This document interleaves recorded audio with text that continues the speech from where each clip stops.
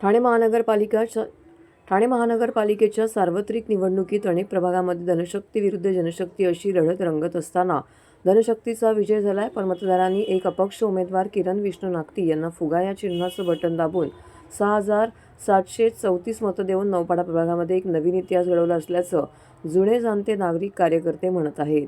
काल हा अनपेक्षित निकाल लागला असून किरण नागती यांना भेटायला येणाऱ्या लोकांची संख्या देखील अधिक होती। जरी निवडणूक हरलो असलो तरी माझी सेवा देणं काही थांबणार नाही। उलट या निवडणुकीच्या निमित्ताने अजून काही नागरिकांशी माझं नातं हे घट्ट जोडलं गेलं आहे।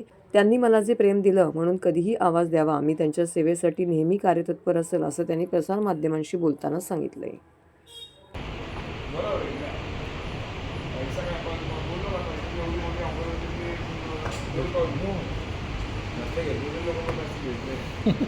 पैसे येतात जातात, माणसं कमवलेली महत्वाची असतात। ते मालिका का बोलले त्याशी जेव्हा ही सगळी लोक पैसे कमवत होती तेव्हा तो माणसं कमवत होता म्हणून हा ही एवढी गर्दी होती।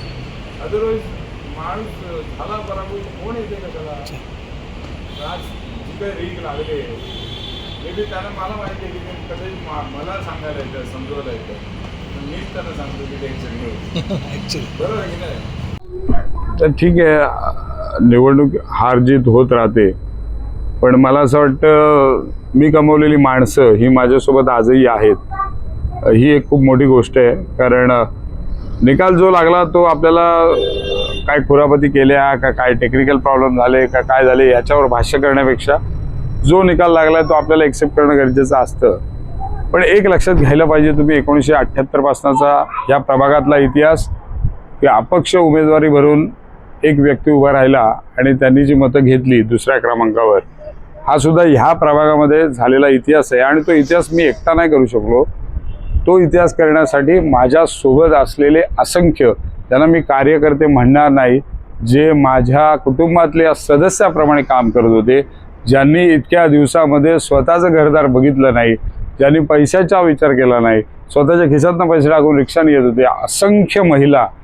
एका बाजूला बऱ्याच वेगळ्या गोष्टी सुरू असताना दुसरीकडे बिचाऱ्या या फक्त माझ्या दादाला, माझ्या मुलाला असं सगळं नातं जपण्यासाठी ज्येष्ठ नागरिक असतील, महिला असतील, हे सगळे येत होते। आणि आज सुद्धा अशी परिस्थिती आहे की जेव्हापासून निकाल लागला आहे त्याच्यानंतर पुढच्या क्षणापासून इथे गर्दी आहे, लोक येत आहेत, ते मला समजवायला येत आहेत, मी त्यांना सांगतोय की मी आहे। त्याच्यामुळे काम करणारा एक सेवेकरी आहे मी, काम कुठेच थांबणार नाही।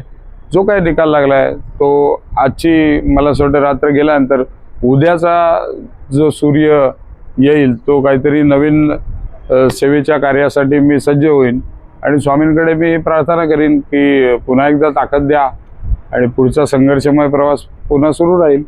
त्यामुळे ठीक आहे, हार जीत होत राहते, पण मी माणसं कमवली मला असं वाटतं आणि ती माणसं माझ्यासोबत आहेत। आणि हीच कुठेतरी मला असं वाटतं या संपूर्ण प्रवासामध्ये माझं जर काय ज्याच्यामध्ये मला काय मिळालं आहे तर मला हे मिळालं आहे। आणि ज्यांनी मला मतदान केले आणि ज्यांनी मला मतदान नाही सुद्धा केले त्यांच्यासाठी सुद्धा मी उद्यापासून पुन्हा एकदा सज्ज होणार आहे। अर्थातच लोकांची मनं जिंकणं मला असं वाटतं खूप मोठी गोष्ट आहे। आजच्या डेटला कोण कोणाला वेळ देतं, प्रत्येकजण आपापल्या याच्यामध्ये इतक्या शेड्यूलमध्ये बिझी आहे, त्या प्रत्येकानं दिलाय, फोन करून मला सांगितलंय, फोटो पाठवलेत की आम्ही तुम्हाला मतदान केलं, त्याची कारणं सांगितले आहेत। त्यामुळे मला असं वाटतं आपण केलेलं काम लोकांपर्यंत पोहोचत आहे। काही गोष्टी असतील त्याच्यामुळे तसं काय हार मानण्याची गरज नाही आहे, कारण ही सगळी मंडळी जी आहे यांच्यासाठी मी काम करत राहीन। That's it. आणि अर्थातच ज्यांनी मतदान केलं आहे मला त्या प्रत्येकाचे मी आभार मानतो आणि त्यांना ग्वाही देतो की फक्त निवडणूक जिंकल्यानंतरच या प्रभागाची जबाबदारी त्याच्यावर असते, त्या उमेदवारावर, असं अजिबात नाही। ज्यांनी नव्यानं माझ्याशी खरं तर नातं जोडलंय, ज्या भागामध्ये मी पोहोचलोय त्या प्रत्येकासाठी मी जो शब्द दिलाय की मी सेवा करत राहीन, तो मी त्यांचा शब्द दिलेला आहे तो उद्यापासूनच पूर्ण करायला सुरुवात करणार आहे।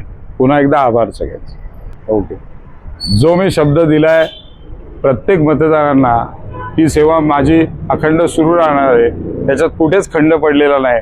त्यामुळे ती सेवा आजही सुरू आहे, उद्याही सुरू राहील।